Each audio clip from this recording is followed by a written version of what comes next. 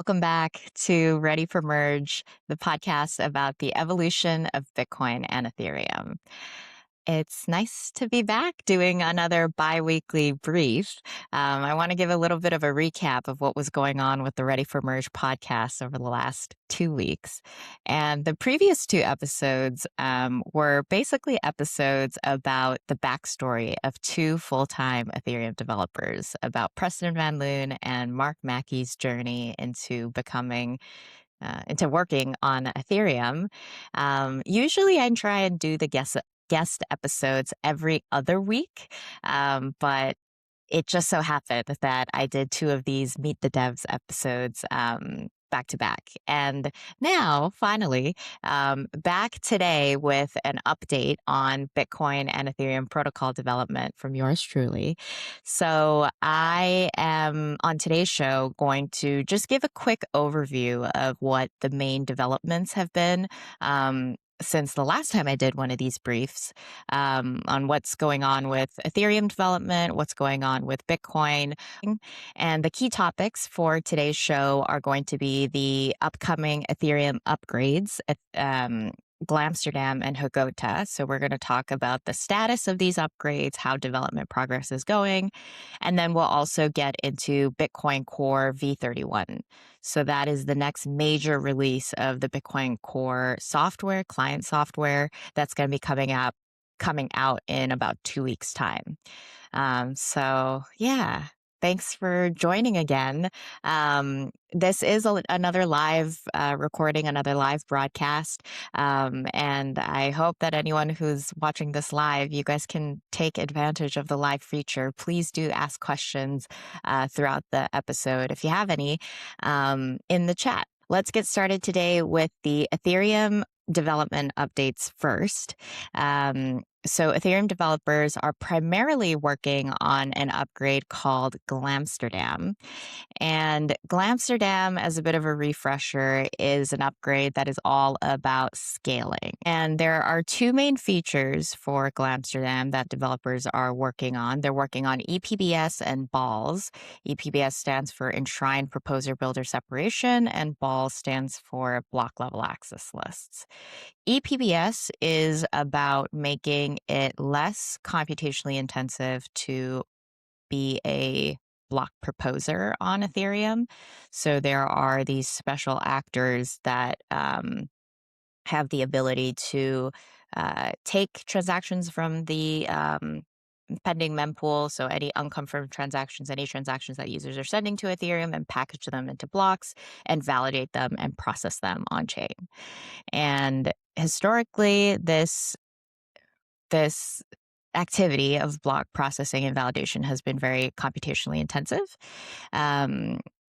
For Ethereum, since it transitioned into a proof of stake blockchain, it has a block format, a block type that is actually a block within a block. So there's a part of the Ethereum block that has all of the user transactions, and that validating that part of the block is usually a very computationally intensive process for these actors called validators.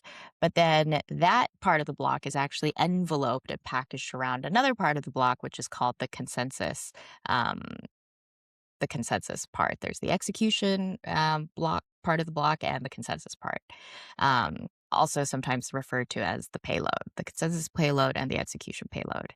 And what EPBS does is it separates out the processing of the execution payload from the consensus payload so that there's more time that validators have to do the work of validating and making sure that all of the transactions that are included in an Ethereum block are valid and won't break the network or break any of the rules of the Ethereum protocol. So EPBS will basically allow for more for validators to use up less resources when they're securing Ethereum, when they're validating Ethereum blocks and progressing the Ethereum blockchain, because of the separation between the processing of the execution payload from the consensus payload. That is really the gist of EPBS. For block level access lists, this is all about parallelizing just specifically the part of transaction processing. So when validators are verifying transactions in a block, there are certain transactions that depend on one another, and there are other transactions that have absolutely no dependency with a different transaction that's being included in a block. So those, if there's no dependency, then validators could actually process those two transactions in parallel rather than one after the other. So this is trying to introduce more efficiency in the transaction validation process. And EPBS and balls combined will ideally, and the end goal of it really is to allow for developers to more safely increase the block gas limit. This is basically just the size of the Ethereum block. How many transactions can validators be able to package into a block at any given point? Right now, it's something around the measurement of, I believe it's 60 million gas. Gas is just a unit of a count on Ethereum that measures how computationally intensive it is to process a block, or the maximum amount of transactions that can be included in a block. And the idea is to increase that number and thereby scale Ethereum. But of course, if you're going to do that and you don't actually implement any features that make it more efficient to run an Ethereum node, then all of the validators will have to buy more expensive hardware, more performant hardware. And that could leave out certain validators from being able to participate in progressing the Ethereum blockchain. So the idea is that EPBS and balls will just make Ethereum validating software more efficient, and will allow developers to safely increase the block gas limit without also increasing basically the node requirements of Ethereum.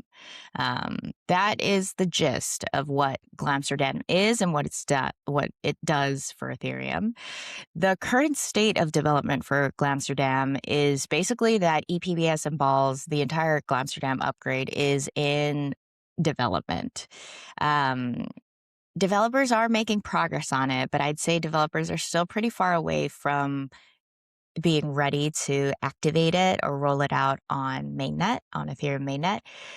One of the developers that's really close to the Ethereum upgrade process at Timeline, who's working on it on a week-to-week basis. His name is Barnabas.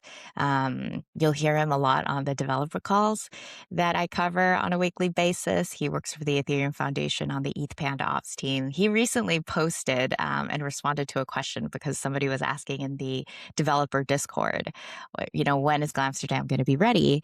And Barnabas said a realistic timeline for Glamsterdam's readiness is sometime in August, September. So that's one estimation for when these changes are going to be ready. But as some of my listeners will know from previous episodes where I've had Ethereum developers who are working on Glamsterdam and working on the next upgrade after Glamsterdam, Hegota as well, you'll know from prior episodes that the estimation from other developers in Ethereum that's also close to the process, they say that Glamsterdam could potentially be ready sometime in 2027, next year. So all that to say, I'd say from my personal opinion, I think it's too early. It's too early to say what a realistic timeline for implementation, for activation is going to be for Glamsterdam when it's actually going to hit Ethereum mainnet. I am more on the conservative side. For recurring listeners, they'll know that I'm a bit more on the, you could say, pessimistic side too. For timelines, I think that Ethereum developers historically have been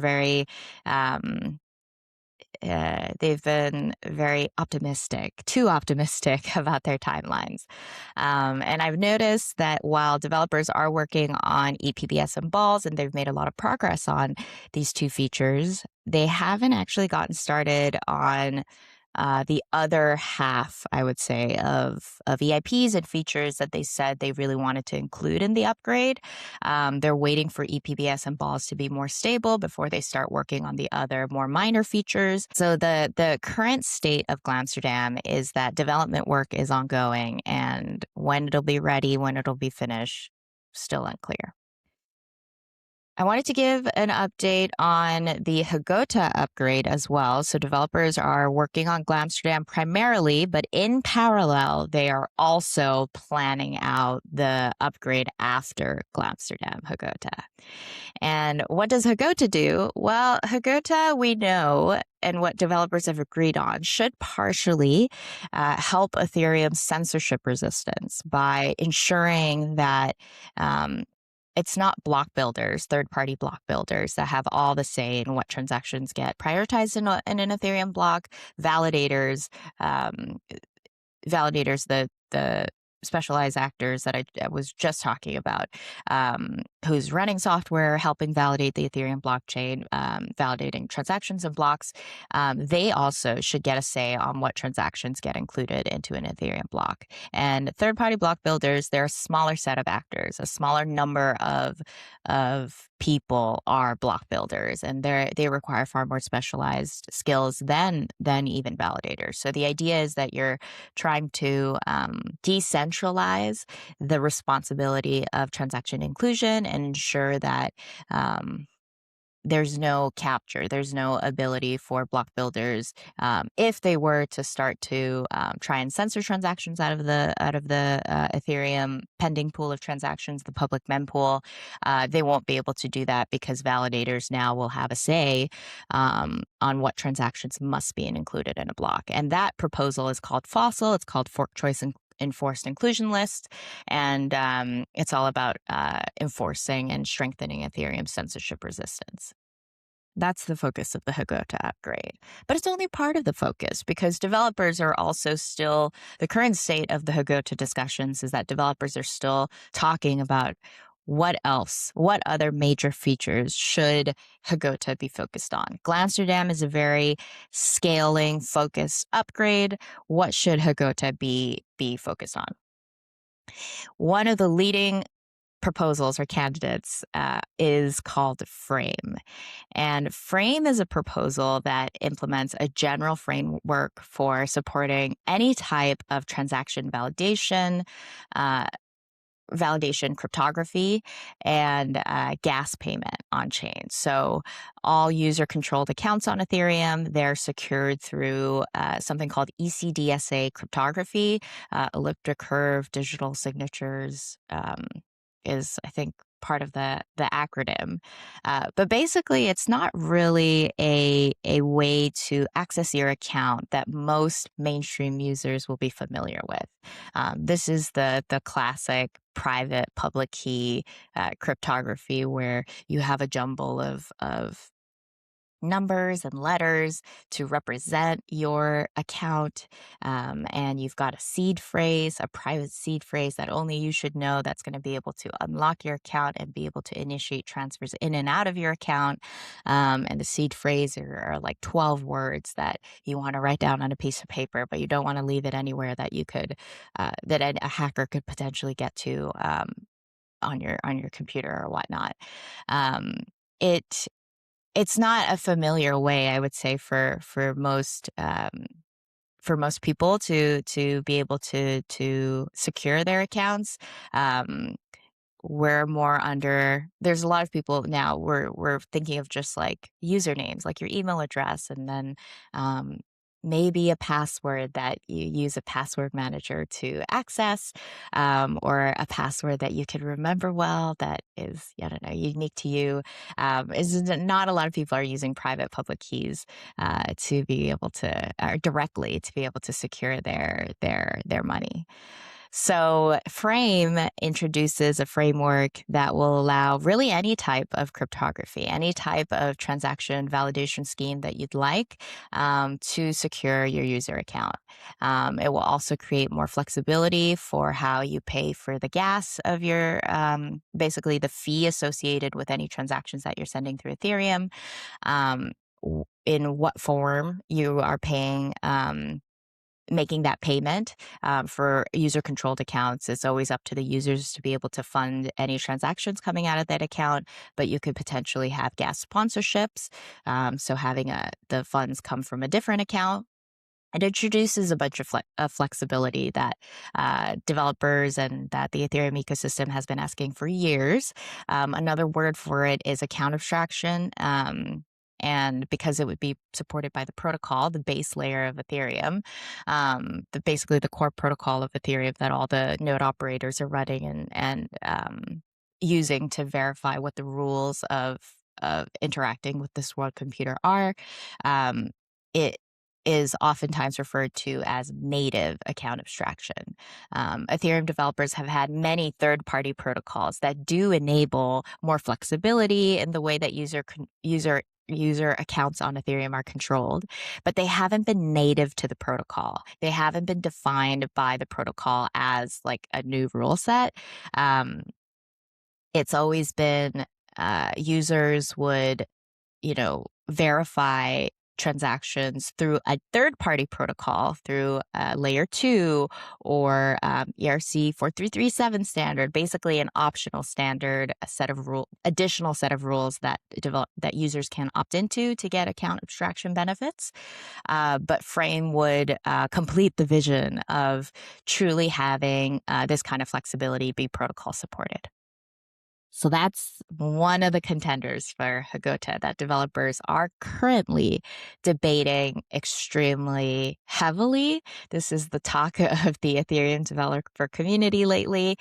And all of the client teams, of which there are about 12 for Ethereum, these are all different versions of Ethereum software that anyone can run to be able to connect to the Ethereum blockchain and validate the Ethereum blockchain. One of the client teams, Reth, was opposed to having Frame as one of the main features of Hegota.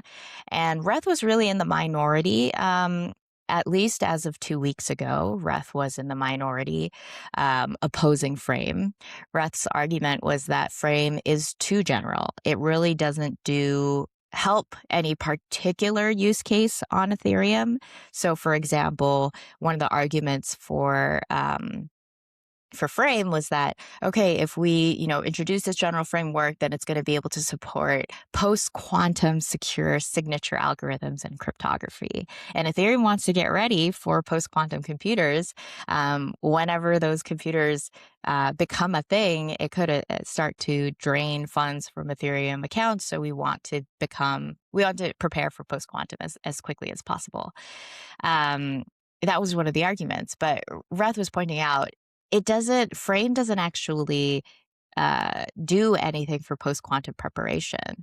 It creates this general framework, but developers still have to ideate, okay, within this framework, within Frame, how are post-quantum signatures going to be supported? Post-quantum signatures are the cryptography that has been deemed post-quantum safe is extremely computationally intensive.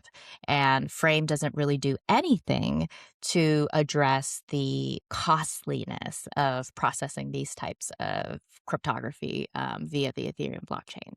Another question was, well, Frame is designed to help users be able to get away from ECDSA cryptography, get away from public-private key addresses. Well, what other types of more easily user-friendly cryptography is there, and how would Frame support that? Frame doesn't answer any of those questions. It's just a general framework that allows more flexibility and freedom for the Ethereum community, the broader Ethereum developer community, to develop transaction formats and utilize this new transaction type to ideate themselves. How could this be used? And so Reth's point, the Reth team's point was, if there is a particular use case, if there is a particular idea for what is more user-friendly, then narrowing and simplifying Frame to support just that, narrowing the scope of it to be more targeted to that use case, it's going to help a lot in terms of adoption and pickup for Frame right from the get-go when it's actually activated. So that was the back and forth about 2 weeks ago, and the latest development in the debate around Frame and whether it should be included in Hegota is now two other client teams, Nethermind and Aragon, have proposed a competing proposal to Frame transactions called scheme transactions. And scheme transactions addresses one of the critiques around Frame, that it's just too general and it doesn't actually help or solve the issue of Ethereum's lack of post-quantum security. Scheme transactions is a simpler version of Frame, and it does directly target and ensure that post-quantum style cryptography is more cost-effective to add to Ethereum. And now developers are going to debate. They're going to talk about scheme transactions, they're going to talk about Frame transactions, and hopefully reach a decision on what the main features of the Hegota upgrade should be on this Thursday's all-core developer call. So the next steps for Hegota development is developers are going to get together. They do this every Thursday, but they have a developer call every Thursday. And on this Thursday's call, one of the major agenda items is to make a decision about the Frame feature. So if you are interested in getting an update from me, not in 2 weeks' time, but sooner, on what happened during the Thursday call, be sure to sign up for my Ethereum newsletter, ACD After Hours, which I'll link to in the show notes. That is your update on what's going on with Ethereum development and what changes to be looking forward to coming up on the Ethereum side. Let's get talking about Bitcoin. My Bitcoin development update will be short and sweet, I hope, because I don't have that much to update everyone on when it comes to Bitcoin development this week, at least.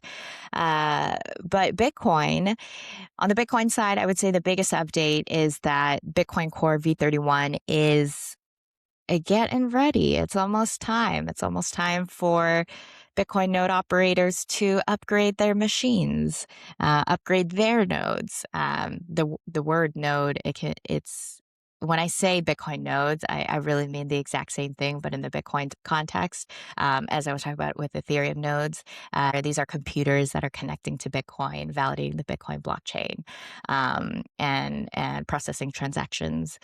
And for Bitcoin, there is one primary software, one primary client that is used by the majority of Bitcoin node operators. It's called Bitcoin Core. And Bitcoin Core is gearing up for another major release in 2 weeks' time. So the last I checked, the timeline for Bitcoin Core v31 is that they want to release it and make it production ready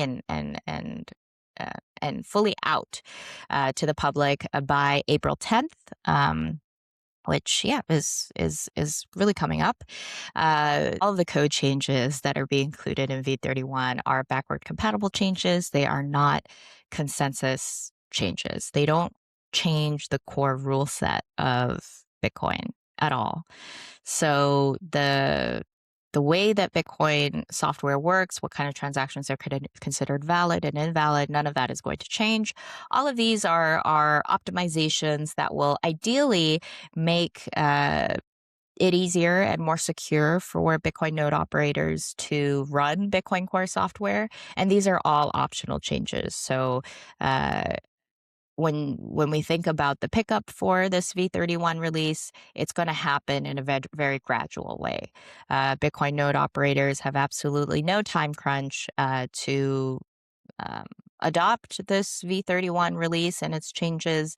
They have all the time in the world to review it, see if some of these changes are things that they want in their software and that they could utilize, and then upgrade from prior whatever version of Bitcoin Core they were running to v31. So if you are a Bitcoin node operator, here are some of the highlights for what the v31 release includes, and you can decide for yourselves whether or not you want to run it. The first kind of interesting feature for Bitcoin Core V31 is some privacy improvements. So if you are broadcasting your transaction from your Bitcoin node, you want to get it included in a block, but you don't want to send it directly into the public mempool. So the public storage space for unconfirmed Bitcoin transactions. Now there's going to be a feature in Bitcoin Core V31 where you have a private broadcast option. So you can first send your transaction through a privacy network like Tor or I2P before it hits the public Bitcoin mempool, and that will help mask your transactions origins, trying to strengthen the privacy characteristics of using Bitcoin, of transacting through Bitcoin. There's also a few security improvements in Bitcoin Core V31. One of them helps with diversifying your node's peer connection. So the way that Bitcoin nodes view transactions and the way that Bitcoin nodes stay up to date with what's going on, the latest Bitcoin block, they're getting all that information from peering, from connecting to other Bitcoin nodes and seeing what kind of information they have, and sharing information. And one of the concerns around Bitcoin node peering is something called an eclipse attack, where if your Bitcoin node is connecting to peers for the first time, maybe they connect to a bunch of malicious nodes. And these nodes withhold information from you about certain pending transactions or certain blocks that they're receiving. And as in your node, because it's connected to all of these malicious peers that's controlled by one entity, you just don't realize that your Bitcoin node isn't actually seeing a very accurate view of what's going on in the Bitcoin network. So to address this and to ensure that Bitcoin node peering happens in as diversified a way as possible, you're connecting to Bitcoin nodes that perhaps have all different internet providers or are using at different internet providers. There's something called an embedded ASMAP, additional network mapping data that will become a default in Bitcoin Core V31, that will be embedded into that version of Bitcoin Core release onwards to help encourage a diversification of peer connections, node peer connections. And finally, another pretty cool feature of Bitcoin Core V31, which we have discussed a lot on this show in prior biweekly briefs, is of course the cluster mempool feature. This has been a feature multi-year initiative, where now Bitcoin nodes will have more advanced reasoning about unconfirmed transactions, about pending transactions in the Bitcoin public mempool. So Bitcoin nodes will be able to better identify transaction dependencies. So by including one transaction in a Bitcoin block, these other two transactions also need to be included. Or if this one transaction fails, then that means these other three transactions will also fail in the block. This also results in better fee estimations for how much value a Bitcoin block will be for a miner that is proposing that block. Basically, miners are the block proposers on Bitcoin. For Ethereum, we call the block proposers validators. So that, I would say, are the highlights of the Bitcoin Core V31 release. There's a couple of other features that I won't get into in today's episode for the sake of time. But if you are curious about some of these other features, I did a write-up of all the main features of Bitcoin Core V31 in my Bitcoin newsletter, BTC Before Light. And I'll link to that newsletter in the show notes of today's episode. So if you're interested, be sure to check that out.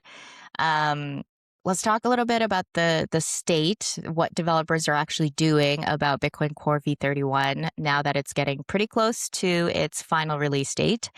All of the development work for these features are done. Developers are not really working on Bitcoin Core V31 anymore, because it's in such a final state. All of it is about testing and retesting the release to really make sure that there's no bugs, parts no parts of the release that are unpolished. And developers have pushed out the release candidate, the first release candidate for V31. And this is kind of like the version of okay, here Bitcoin Core V31 is, and it's in its near final state, opening up testing to the broader Bitcoin developer community. So node operators can run Bitcoin Core V31 release candidate version 1 and start testing it out. Start seeing if there's anything that doesn't work or anything that still needs polishing. If you are a Bitcoin developer and you want to take part in helping secure Bitcoin and taking part in the evolution of Bitcoin, you are welcome to just review that release candidate, release that finished work, almost finished work, and provide any comment and feedback on it. That's really what Bitcoin developers are up to when it relates to V31. They're not doing any active development work. They've just pushed it out now and are waiting for feedback on the design and just to make sure that everything about that release is good to go. So I'll link to the release candidate, the announcement about the V31 release candidate, for any of the developers that are listening to this show and are interested in taking a look at it. Developers, since the work on V31 is pretty much done, developers are already starting to work on V32.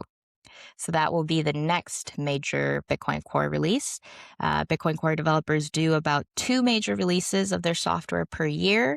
And the primary focus of the Bitcoin Core developer meetings, which also happens on Thursdays, and I also cover, most of that talk now in those meetings is about V32 and V32 features. I recently talked about V32 features and all the PRs and all the GitHub issues and discussions that are going on for that in my Bitcoin newsletter again. We're not going to go into it in today's episode, but if you are interested, I'll link to it in the show notes as well. A little bit about next week's show and what to expect on next week's show. Next week's show is going to be a guest episode, which means that it will be a little bit longer probably than today's episode. And it's going to be the first Dev Talk episode that I have a roundtable discussion with non-developer guests. So Dev Talk is a mini series of Ready for Merge, the Ready for Merge podcast, where I bring on subject matter experts about a particular topic on either Bitcoin or Ethereum protocol development. And it's usually 2 guests, and we just discuss that particular subject. Up until now, every single guest that I've had have all been protocol developers, but this is going to be the first episode where I actually bring on some event organizers. So Charlie Spears from Blockspace Media and Nifty Nay from Bitcoin Plus Plus are both coming on the Ready for Merge podcast to talk about the Bitcoin developer focused conferences that they are organizing this year. They're going to talk about what are the main narratives and topics that they think are most relevant to the Bitcoin Core developer community, not just Bitcoin Core, the client, but also just Bitcoin development at large, other types of cool, interesting software projects that are being built on top of Bitcoin Core protocol. And that's going to be happening next week. A little bit of details about the reporting, so you can mark it on your calendars if you're interested in tuning in, which I hope you are. It is going to be another live recording, another live episode, so you can tune in with your questions too if you'd like. It's going to happen at the same time as today's episode. The live recording will start and kick off at 11 a.m. Eastern Time next week on April 1st. So please do stay tuned for that. That's it for today's episode of Ready for Merge. This was another biweekly brief helping you stay ahead of the curve on Bitcoin and Ethereum protocol development. I'm your host, Christine D. Kim. Thank you guys for listening, and I'll talk to you all again next week. Bye, everyone.